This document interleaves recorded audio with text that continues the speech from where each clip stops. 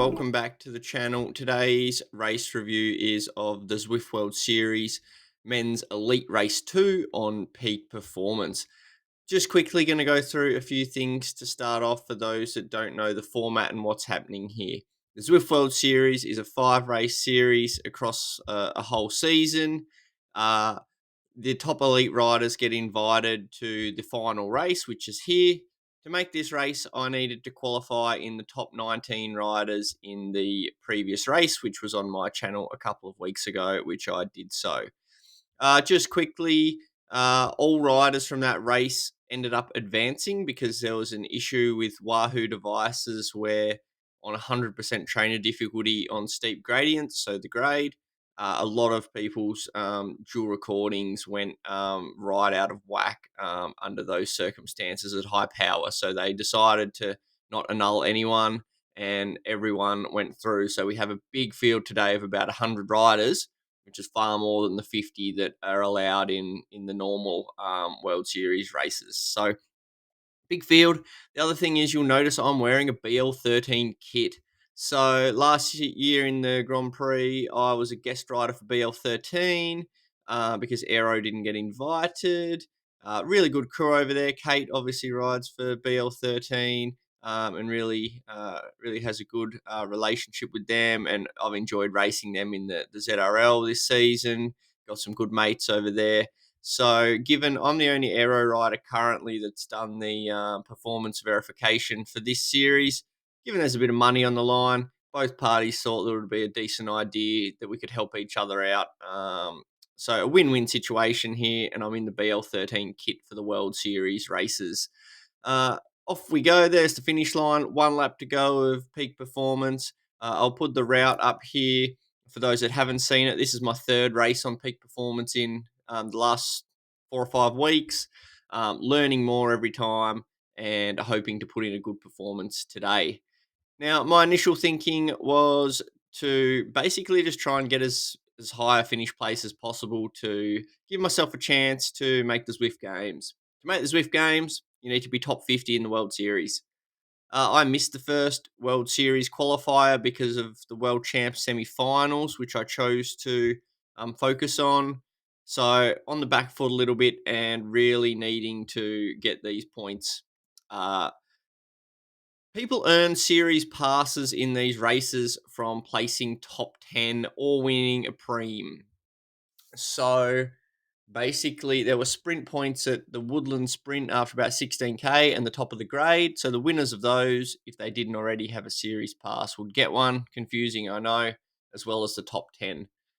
I get back from Abu Dhabi uh, just before the next qualifying race. So if I don't get top 10 today, I've got a race pretty much straight off the plane to get a qualifier for the third elite race. So really stressed out about that because my kind of prospects of Zwift games are getting interrupted by like the world champ stuff as well. And I certainly in this field don't really expect to be top 10. I mean, I know I'm capable on a good day, a really good day, but we're racing at 4 a.m. here and you just never know how the legs are. And there's honestly some massive names in this field. So I've talked for ages. Let's get into the racing. Uh, Massive pack. So we always expected stuff would come together a fair bit in the early stages. So just trying to stay in the pack, not waste too many watts, but be responsive to moves up into Titans Grove now. And look, to be honest, the heart rate's fairly high for the effort, I thought. I'm creeping up in the high 160s at VO2 type heart rates here. So it's not feeling brilliant, but I can see that the pack's pretty staying together for the most part. So I'm not in too much danger of anything at the moment. The first sprint point is at 16K. And given there's a series pass, it's certainly not a focus of mine, but I'm keeping the options open. You know, sometimes you just find yourself in the right spot at the right time. So, you know, if that was the case today, I'm certainly open to having a look at having a sprint, which is why I'm kind of almost having a look at this group up the road. Don't really want to close it myself though. But if there was a little break, I'm open to trying to get amongst it as long as I'm not wasting too many watts. At this moment, about 2 kilometers out from the sprint, I see Hayden Pucker and Kaminsky at orange numbers, and I'm in a pretty good spot. So I think, these are the kinds of riders that could sneak away before that 16K mark. So I'm just kind of monitoring them. um, again, with that open mind of having a look at the sprint if I find myself in the right place at the right time. But you can see how snaked out the peloton is. That is like honestly, um, it's a very long line of riders. So if you're at the back there, you're a long way back to trying to get to the front here. But it all comes together on the downhill. And then I think there are some real proper moves, like some people go like 12 watts a kilo, and basically that's where my thoughts of winning that sprint kind of go out the window. You can see here, see I'm in about 14th, and I know at this stage all the sprinters that want that sprint, they're off and away, so I'm just kind of just relaxing a little bit. Relax is an interesting term given the power happening here, but just staying in the draft, making sure I'm safe for when it all comes back together once this sprint's over. Some people sprinting from quite a way back there for about 15th place. That's interesting. But yeah, I'm just following the group along. A lot of Movistar guys there, and then the guys at the front will all come back together ready for the grade. But look how snaked out that peloton is on that mini map. That shows it's been a pretty solid pace across the coastal road. All right, here we go on to the grade. Now I roughly know what I can do for 9 minutes. I've done it a few times before. So for me, the idea is to focus on this first 4 minute section or however long it is, and be prepared to go up to about 7 watts a kilo if required.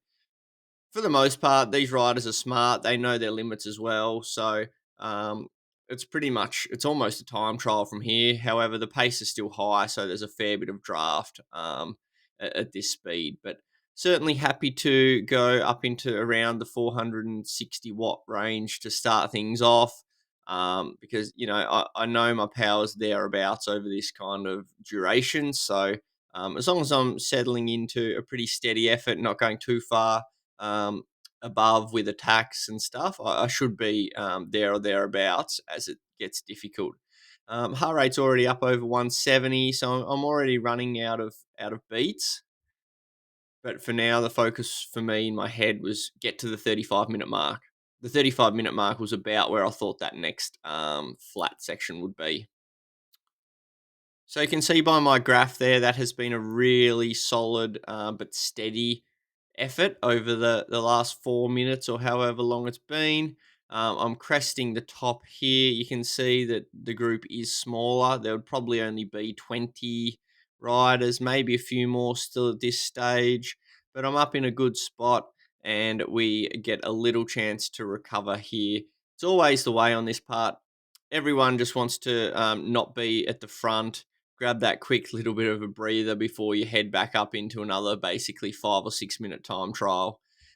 So managed to stay in a really good spot here, which allows me to draft the early stages in the orange gradients again. And back off we go.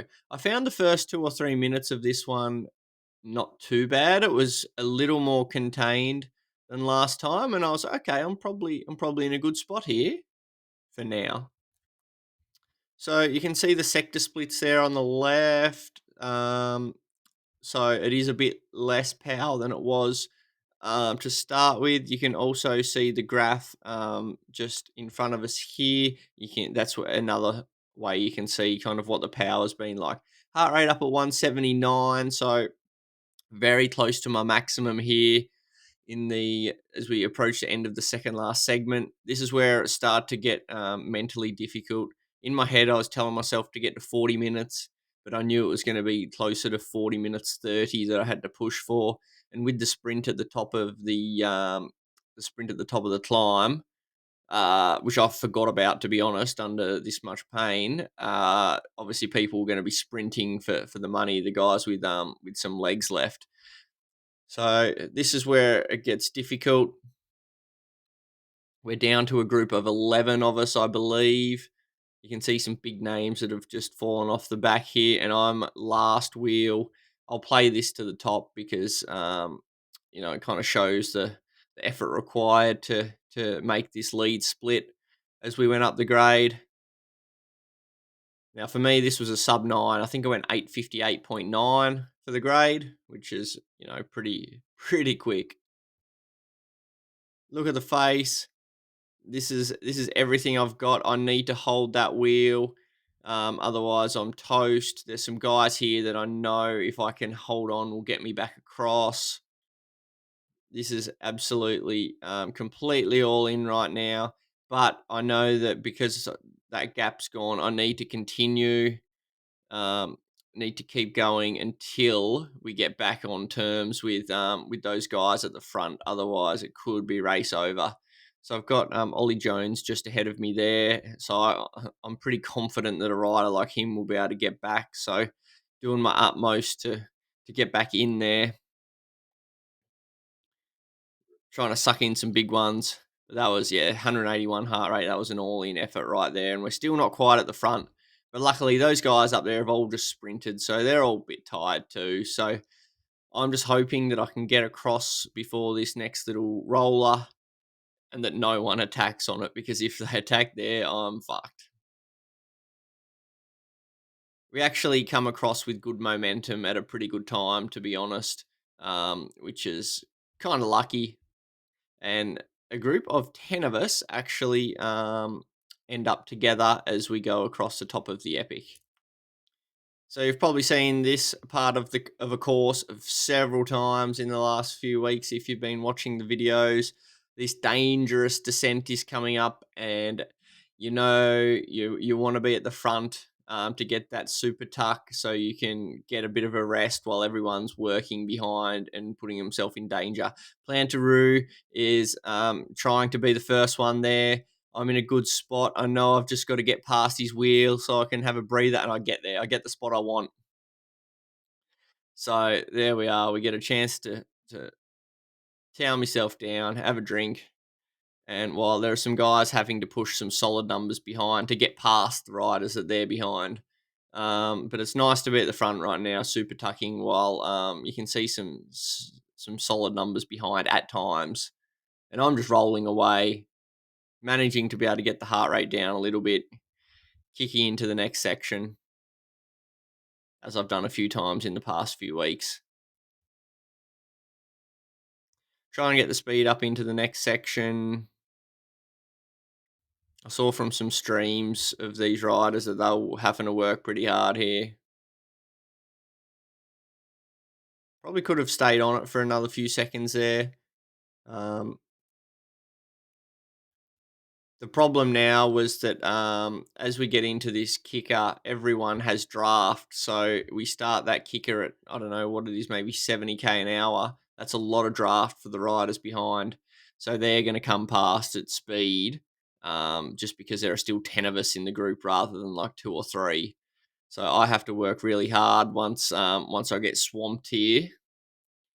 As I say, having no draft at 78k an hour versus them having draft, it's not the best situation to be in. You can see we're all probably doing similar numbers, but there we go. They're starting to come past, and this is where I have to kind of kick to make sure I stay on this group.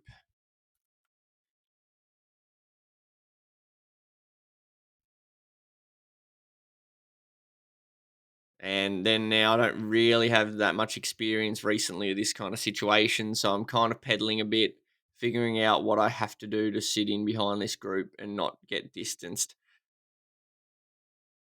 But I feel like as long as now I'm with like 4 or 5 riders, we should be right. We should be right.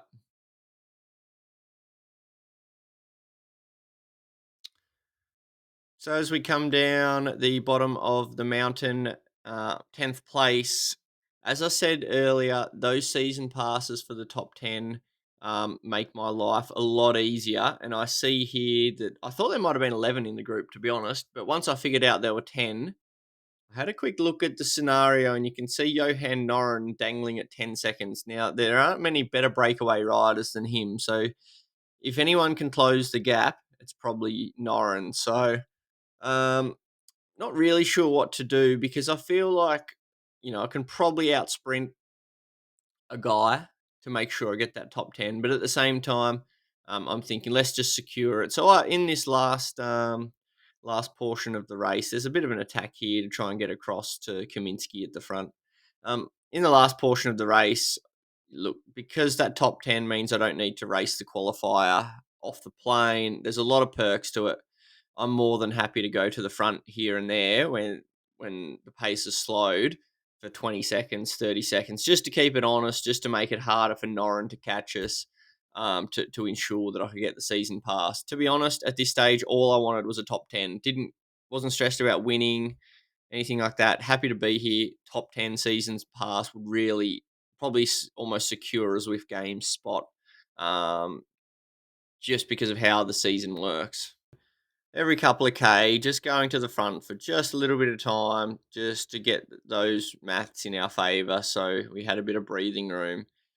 There are probably 3, 4 guys here that don't have a season pass as well.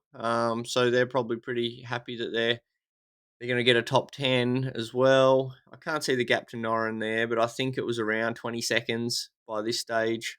Started to feel safe in the last 2.5K.